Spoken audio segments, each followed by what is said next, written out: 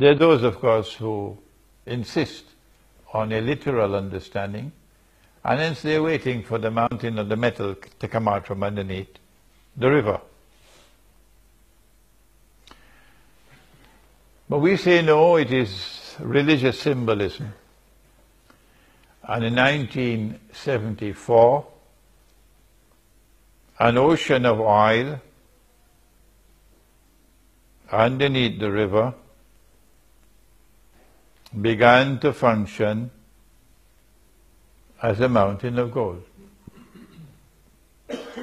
An ocean of oil underneath the river, Euphrates, began to function as a mountain of gold.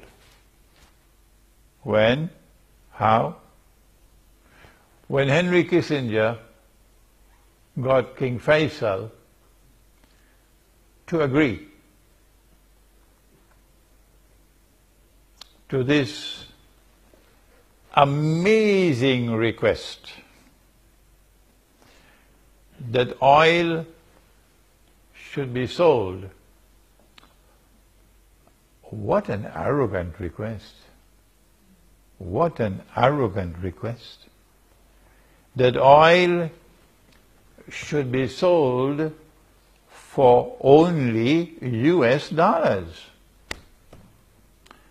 And they say, we are the people who have given you the free market. Really?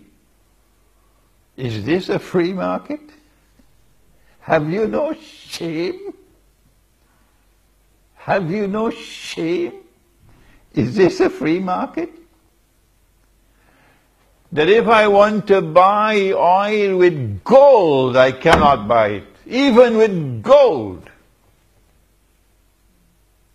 I can't buy it with anything else other than US dollars. When Faisal agreed to that, and then he got the other Arab oil producing countries to agree, and then OPEC came into being as the greatest achievement of the Zionist movement. And OPEC also instituted this. Then something came into being called the petrodollar.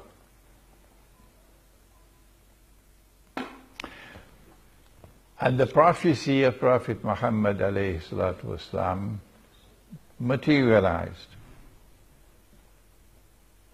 But he said they're going to fight over that mountain of gold. Watch it, what the Prophet said.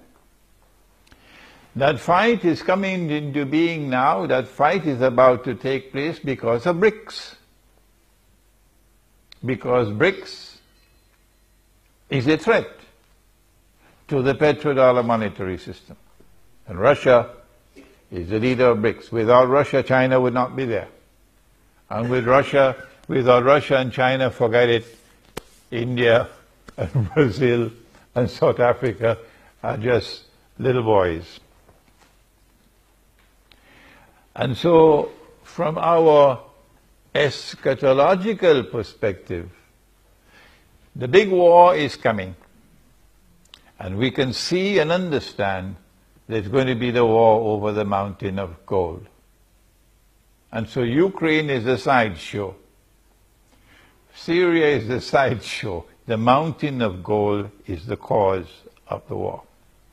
In order to maintain their rule over the world, they must maintain their rule over money.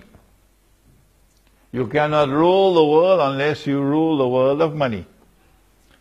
And you cannot rule the world of money so long as mankind is using gold and silver as money.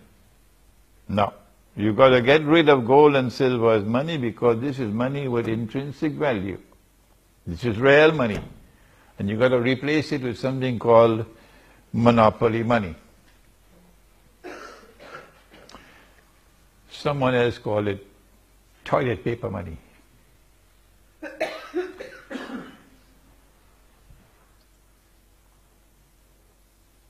One of the reasons why they want to rule the world of money, and hence rule the world, is because of a messianic interpretation of history. Christianity, Judaism and Islam all say the same thing. That the historical process is going to end with the Messiah. And the Messiah will rule the world from Jerusalem. But before the Messiah rules the world from Jerusalem, there is one who will seek to impersonate the Messiah. He's known as the Antichrist. In Islam, he's known as Dajjal. I'm writing a book on Dajjal now, but some of you don't want me to finish this book. So many emails. So I have to keep on replying. I regret I cannot respond while I'm writing my book. In order for him to successfully impersonate the Messiah, he has to rule the world. He has to rule the world. And he has to rule the world from Jerusalem. But the Messiah was not sent to the American people, nor was the Messiah sent to the Swiss. The Messiah was sent to the Israelite people, the Jews. And so they have to be convinced that you are the Messiah if you want to make a claim. In order for him to convince the Jews that he is the Messiah, and if you've read Jerusalem in the Quran, you'll be familiar with this eschatological analysis. Number one, he has to liberate the Holy Land for the Jews. He couldn't do that so long as the world of Islam had a caliphate. So long as the word of Islam had Darul Islam, one consolidated mass, a mighty army. So in order for him to liberate the Holy Land, he has to get rid of the caliphate. He did it with exquisite design. Exquisite design. An institution which has been there in the world of Islam for 1400 years. How to get rid of it?